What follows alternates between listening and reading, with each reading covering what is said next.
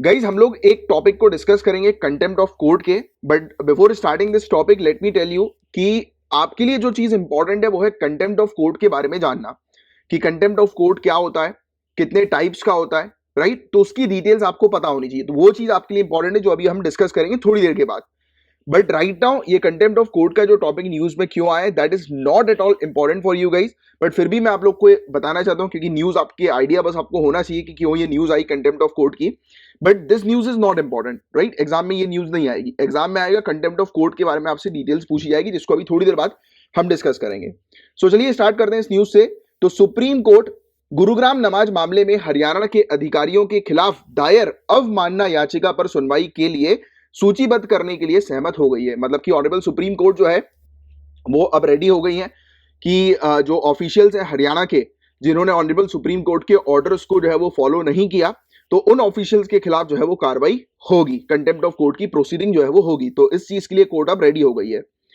ये याचिका पूर्व राज्यसभा सदस्य मोहम्मद अदीब ने दायर की है। इसमें मांग की गई है कि गुरुग्राम में जुम्मे की नमाज की घटनाओं को रोकने में विफल रहने पर हरियाणा के अधिकारियों के खिलाफ अवमानना कार्रवाई की जाएगी। तो हरियाणा के ऑफिशियल्स के खिलाफ यह कार्रवाई हो रही है। अदीब की ओर से वरिष्ठ वकील इंदिरा जयसिंह ने प्रधान न्यायाधीश एन.वी. रमण की अध्यक्षता वाली पीठ के समक्ष मामले का उल्लेख किया। इसके बाद जस्टिस रमण उपयुक्त पीठ के समक्ष याचिका सूचीबद्ध करने के लिए सहमत हो गए।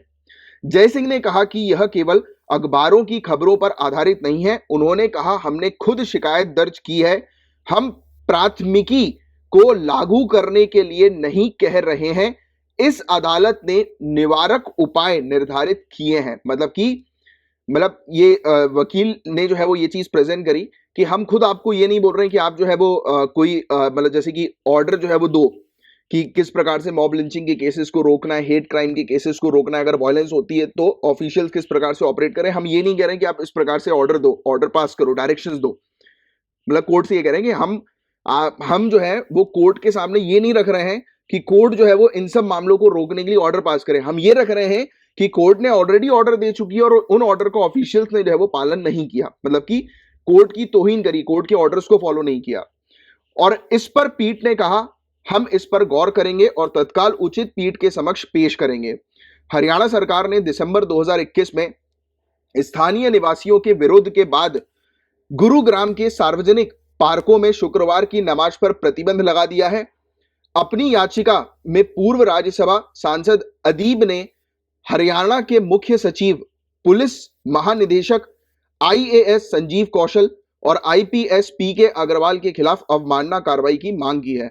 उन्होंने सांप्रदायिक और हिंसक प्रवृत्तियों को रोकने में हरियाणा के शीर्ष अधिकारियों द्वारा पूरी तरह से निष्क्रियता बरतने का आरोप लगाया है। अदीब ने तर्क दिया है कि हरियाणा के अधिकारी 2018 के तहसीन पूनावाला मामले में सुप्रीम कोर्ट द्वारा जारी निर्देश का पालन करने में विफल रहे हैं। सुप्रीम कोर्ट ने भीड़ द्वारा हिंसा, मॉब लिंचिंग और घृणा अपराधों यानी कि हेट क्राइम की बढ़ती संख्या को नियंत्रित करने और रोकने के लिए निर्देश दिए थे। तो पूनावाला मामले में ऑनरेबल सुप्रीम कोर्ट ने जो है वो डायरेक्शंस दिए थे कि कैसे आप मॉब लिंचिंग या हेट क्राइम या वायलेंस जब होता है तो उसको आप कैसे रोकेंगे। तो इन्हीं सब चीजों को रोकने में विफल हुए अधिकारी और ऑनरेबल सुप्रीम कोर्ट के ऑर्डर का पालन नहीं किया गया कि ऑनरेबल सुप्रीम कोर्ट की 2018 की गाइडलाइंस को फॉलो नहीं किया गया। इसी को देखते हुए ये कंटेम्प्ट ऑफ कोर्ट की प्रोसीडिंग जो है वो शुरू करने पर एक पिटीशन सामने आई थी और अब फाइनली इस पिटीशन को जो है वो एक्सेप्ट कर लिया गया है और कंटेम्प्ट ऑफ कोर्ट की प्रोसीडिंग जो है वो शुरू होगी हरियाणा के ऑफिशियल्स के खिलाफ, आईएएस आईपीएस के खिलाफ, राइट। तो ये चीज थी, बट ये चीज आपके लिए काम की नहीं है गाइस। आपके लिए काम का है कंटेम्प्ट ऑफ कोर्ट का पूरा मामला। मैंने आपको ये न्यूज इसलिए बता दी, नहीं तो फिर आपको लगेगी कि अरे यार सर आप जो है वो ये न्यूज जो है वो नहीं बता रहे। देखो क्या होता है, यहां पर जो चीज मैं आपको पढ़ाता हूं, कई बार आपको लगेगा कि यार ये चीज जो है वो इंपॉर्टेंट नहीं है, ये चीज इंपॉर्टेंट है, वो मेरे ऊपर छोड़ दो।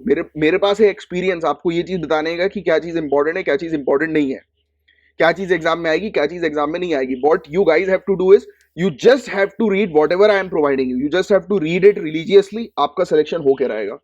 तो अब कंटेम्प्ट ऑफ कोर्ट के मामले को हम समझते हैं कि मामला हमने समझ लिया, कंटेम्प्ट ऑफ कोर्ट के पॉइंट्स को हम समझते हैं कि कंटेम्प्ट ऑफ कोर्ट एग्जैक्टली होता क्या है। तो हम डिटेल में डिस्कस करेंगे कि कंटेम्प्ट ऑफ कोर्ट होता क्या है, राइट। न्यायालय की अवमानना किसे कहते हैं, एंड इसके अलावा अटॉर्नी जनरल का क्या रोल हम लोग को इस कंटेम्प्ट ऑफ कोर्ट की प्रोसीडिंग में देखने को मिलता है, तो डिटेल में समझिए, बहुत इंपॉर्टेंट टॉपिक है ये। पहले मैं आप लोग को एक बेसिक सा आइडिया देता हूं कंटेम्प्ट ऑफ कोर्ट एग्जैक्टली है क्या।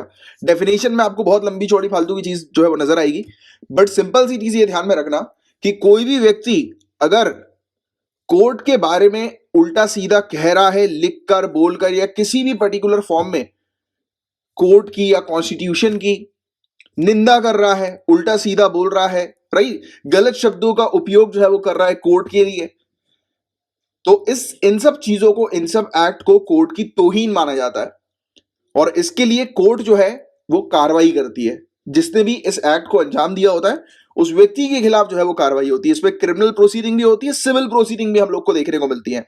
अब इसमें क्रिमिनल और सिविल प्रोसीडिंग में क्या डिफरेंस है, सिंपल सी चीज ध्यान रखना। क्रिमिनल मतलब कि एक्ट ऑफ क्राइम, कोई व्यक्ति अगर कोर्ट के बारे में उल्टी सीधी बातें कर रहा है, गलत बातें जो है वो फैला रहा है, मतलब निंदा कर रहा है, ऐसी चीज कर रहा है कि जिससे कि कोर्ट का जो स्टेटस है वो डाउन हो रहा है, राइट, तो ऐसे व्यक्ति के खिलाफ क्रिमिनल कार्रवाई होती है। अब सिविल कार्रवाई का मतलब क्या है कि जैसे फॉर एग्जांपल कोर्ट ने एक व्यक्ति को मतलब जैसे कि बुलाया, राइट, कोर्ट ने एक व्यक्ति को समन भेजा सामने प्रस्तुत होने के लिए, बट वो व्यक्ति नहीं आ रहा, मतलब कोर्ट के ऑर्डर का निरादर कर रहा है, ऑर्डर को नहीं मान रहा है कोर्ट के, तो इस केस में भी कोर्ट ये मानता है कि अरे यार ये तो कोर्ट की निंदा हो रही है, कोर्ट के ऑर्डर को नहीं मान रहे हो आप, तो ये तो गलत बात है। तो कोर्ट जो है वो सिविल कंटेम्प्ट ऑफ कोर्ट की प्रोसीडिंग जो है वो लगाती है ऐसे व्यक्ति के खिलाफ। तो मेरे हिसाब से आप समझ गए होंगे कि सिविल कंटेम्प्ट ऑफ कोर्ट क्या होता है and criminal contempt of court क्या होता है। सिंपल सी चीज ध्यान में रखो कि अगर कोई उल्टा सीधा कोर्ट के बारे में बोल रहा है, लिखकर, बोलकर, कुछ भी ऐसी चीज कर रहा है जैसे कि कोर्ट का स्टेटस खराब हो रहा है इंडिविजुअली, तो उस व्यक्ति के खिलाफ क्रिमिनल एक्ट जो है वो लगाया जाएगा, मतलब ये माना जाएगा कि क्रिमिनल कंटेम्प्ट ऑफ कोर्ट की प्रोसीडिंग उस व्यक्ति के खिलाफ होगी। And civil contempt of court की प्रोसीडिंग किस व्यक्ति के खिलाफ होगी कि कोर्ट के ऑर्डर का निरादर सामने वाला जब व्यक्ति करेगा तो उसके खिलाफ सिविल कोर्ट ऑफ प्रोसीडिंग यानी कंटेम्प्ट ऑफ कोर्ट की प्रोसीडिंग होगी, राइट। तो कंटेम्प्ट ऑफ कोर्ट क्या है इसका भी आपको आइडिया लग चुका है, सिविल कंटेम्प्ट क्या है, क्रिमिनल कंटेम्प्ट क्या है, ये भी आपको आइडिया लग चुका है। अब दूसरे क्वेश्चन की तरफ आगे बढ़ते हैं कि अटॉर्नी जनरल का क्या रोल होता है, क्यों अटॉर्नी जनरल की सहमति की आवश्यकता होती है, अटॉर्नी जनरल की बात करें या सॉलिसिटर जनरल की बात करें, क्यों इनकी जो है वो परमिशन की आवश्यकता होती है। तो गाइस देखो क्या होता है, जैसे कि अगर फॉर एग्जांपल कोर्ट अगर इंडिविजुअली अगर देख रही है कि सामने वाले ने कोर्ट की तौहीन करी है तो उसके लिए तो अटॉर्नी जनरल के पास केस नहीं जाता है। बट क्या होता है कि कुछ लोग पिटीशन फाइल करते हैं, कुछ लोग बताते हैं कि इस फलाना व्यक्ति ने देखो कोर्ट की अवहेलना करी है, कोर्ट के बारे में उल्टा सीधा बोला है। जब जो प्राइवेट इंडिविजुअल जब कोर्ट को इन्फॉर्म करता है एक पिटीशन के जरिए, बात को समझिएगा, फिर से रिपीट कर रहा हूं, प्राइवेट इंडिविजुअल जब किसी पिटीशन के जरिए कोर्ट को इन्फॉर्म करता है कि ये फलाना व्यक्ति जो है वो कोर्ट के बारे में उल्टा सीधा कह रहा है, इसके खिलाफ कंटेम्प्ट ऑफ कोर्ट की प्रोसीडिंग शुरू करो, तब ऐसी जो केसेस होते हैं, ऐसी जो प्राइवेट इंडिविजुअल की पिटीशन होती है वो अटॉर्नी जनरल के पास आती है और फिर अटॉर्नी जनरल डिसाइड करते हैं कि उस प्रोसीडिंग को एक्सेप्ट करना है या नहीं करना है। अब सवाल ये उठता है अटॉर्नी जनरल के पास क्यों ऐसी पिटीशन फाइल होती है, क्यों अटॉर्नी जनरल को ये पावर दे रखी है। भैया कोर्ट का टाइम भी तो बचाना है हम लोग को। अब इस प्रकार की इस टाइप की अगर पिटीशन अगर कोर्ट डायरेक्टली डील करने लगेगी तो जो लोगों के मामले हैं वो कब डील करेगी कोर्ट। तो इसीलिए कोर्ट के ऊपर से बर्डन को रिलैक्स करने की पर्पस के लिए अटॉर्नी जनरल को सामने रखा गया है, सिंपल एंड सॉर्टेड। तो मैं उम्मीद करता हूं ये टॉपिक सिंपल तरीके से आपको समझ में आ गया होगा। अब मैं आपको थोड़ा सा थ्योरेटिकली इस टॉपिक को समझाने की कोशिश करता हूं। तो पहली बात तो सेक्शन 15 जो कंटेम्प्ट ऑफ कोर्ट एक्ट का जो हम लोग को देखने को मिलता है, अदालत की अवमानना अधिनियम 1971 की धारा 15 जो है, इसके अनुसार अटॉर्नी जनरल या फिर सॉलिसिटर जनरल जो होते हैं इनको मतलब इनको सामने रखा गया है कि इनके अप्रूवल की आवश्यकता होगी। जब भी कोई क्रिमिनल कंटेम्प्ट की प्रोसीडिंग जो है वो कोर्ट के सामने प्रस्तुत की जाएगी तो उस समय पर अटॉर्नी जनरल या सॉलिसिटर जनरल जो है उनकी परमिशन लेनी होगी। तो अब क्यों लेनी होगी वो चीज आपको प्रॉपर तरीके से क्लियर कर चुका हूं मैं ऑलरेडी। अब क्या कानून है ये कंटेम्प्ट ऑफ कोर्ट को लेकर, अदालत की अवमानना को लेकर क्या कानून हम लोग को देखने को मिलता है। तो कंटेम्प्ट ऑफ कोर्ट एक्ट 1971 दो प्रकार के कंटेम्प्ट बताते हैं, एक सिविल कंटेम्प्ट, दूसरा क्रिमिनल कंटेम्प्ट। सिविल कंटेम्प्ट क्या है, क्रिमिनल कंटेम्प्ट क्या है, ये सब चीजें मैं उम्मीद करता हूं क्लियर हो गई होगी आपको। डेफिनेशन के थ्रू मैंने मतलब एग्जांपल्स के थ्रू आपको बता दी।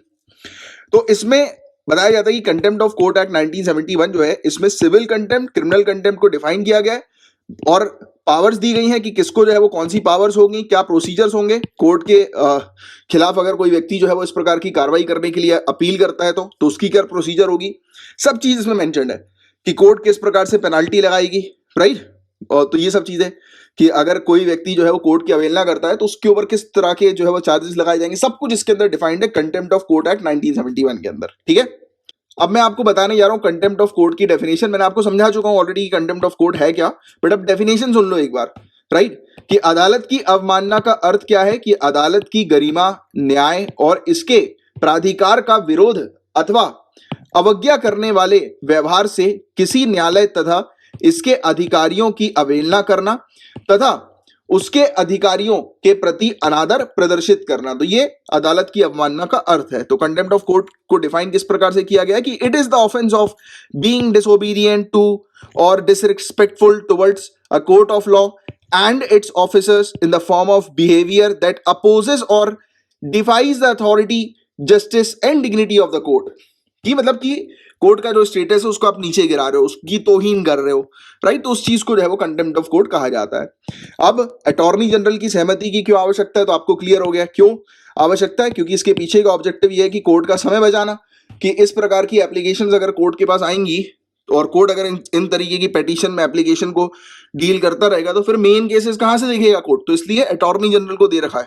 एंड गाइस अटॉर्नी जनरल जो है वो हमारे ऑफिसर हैं कोर्ट के, इंडिपेंडेंटली वो कंप्लेन को देख सकते हैं कि जो कंप्लेन जो है वो वाकई में कोर्ट की तौहीन कर रही है कि नहीं कर रही, राइट। तो उसको चेक करेंगे, राइट, और कोर्ट का समय बचाएंगे। और कौन से सर्कमस्टेंसेस ऐसे होते हैं जिसमें अटॉर्नी जनरल के कंसेंट की आवश्यकता नहीं होती, जिसमें कोर्ट खुद कार्रवाई करती है इंडिविजुअली, तो उसमें अटॉर्नी जनरल के कंसेंट की आवश्यकता नहीं होती।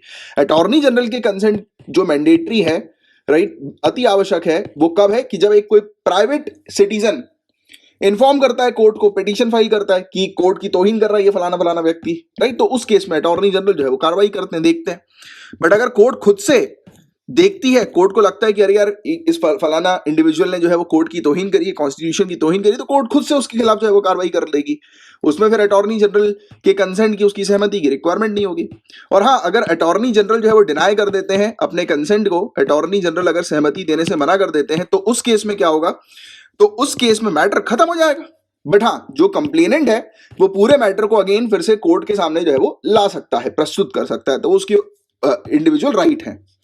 बाकी कॉन्स्टिट्यूशन में आर्टिकल 129 ध्यान में रखो, आर्टिकल 129 जो हमारे संविधान का, ये पावर देता है ऑनरेबल सुप्रीम कोर्ट को कि ऑनरेबल सुप्रीम कोर्ट जो है वो अपने स्वयं के खिलाफ कंटेम्प्ट की कार्रवाई जो है वो इनिशिएट कर सकती है, राइट, शुरू कर सकती है। और आर्टिकल 129 और आर्टिकल 215 जो है ये पावर देते हैं ऑनरेबल सुप्रीम कोर्ट को और हाई कोर्ट को कि एक व्यक्ति को जो है वो पनिश किया जा सकता है कंटेम्प्ट ऑफ कोर्ट का गिल्टी करने के लिए, यानी कि अगर कोई व्यक्ति दोषी पाया जाता है तो उसे दंडित करने की शक्ति जो है वो प्रदान की गई है सुप्रीम कोर्ट और हाई कोर्ट के पास आर्टिकल 129 एंड 215 के तहत, ठीक है। तो ये चीज आप थोड़ी सी ध्यान में रखिएगा। तो ये था इस पूरा ओवरऑल टॉपिक। मैं उम्मीद करता हूं कि आपको ये टॉपिक अच्छे से समझ में आ गया होगा। एक आपके लिए छोटा सा क्वेश्चन है इस टॉपिक को एंड करते करते, वो ये है कि डिस्ट्रिक्ट कोर्ट, क्या कोई व्यक्ति डिस्ट्रिक्ट कोर्ट की तौहीन करेगा तो क्या उसके खिलाफ कार्रवाई होगी कि नहीं होगी, बताइए। तो गाइस उसके खिलाफ भी कार्रवाई होगी, बट ये सवाल ये उठता है ये कार्रवाई कौन करेगा, डिस्ट्रिक्ट कोर्ट करेगा? नहीं, इधर हाई कोर्ट और सुप्रीम कोर्ट। सबऑर्डिनेट कोर्ट की भी कार्रवाई करने का काम जो होगा वो हाई कोर्ट या सुप्रीम कोर्ट का हम लोग को देखने को मिलेगा, क्योंकि देखो सुप्रीम कोर्ट और हाई कोर्ट जो है इनको पावर दे रखी है कि कोर्ट के खिलाफ, न्यायालय के खिलाफ अगर कोई व्यक्ति अगर गलत बोलता है तो उसके खिलाफ कार्रवाई जो है वो सुप्रीम कोर्ट और हाई कोर्ट करेंगी और उसको दंडित करेंगी दोषी पाए जाने पे, ठीक है। तो ये चीज ध्यान में रखिएगा। अगर इस प्रकार का कोई स्टेटमेंट आ जाए कि डिस्ट्रिक्ट कोर्ट के पास मतलब अगर कोई व्यक्ति डिस्ट्रिक्ट कोर्ट की तौहीन करेगा तो कोई पावर नहीं है कि उसके सामने वाले व्यक्ति के खिलाफ कार्रवाई करने की, तो ऐसा कुछ नहीं है, पावर है, पावर दे रखी है। Already we have discussed about it कि हाई कोर्ट और सुप्रीम कोर्ट के पास पावर है, ठीक है। क्लियर है पूरी बात, क्रिस्टल क्लियर अच्छे से।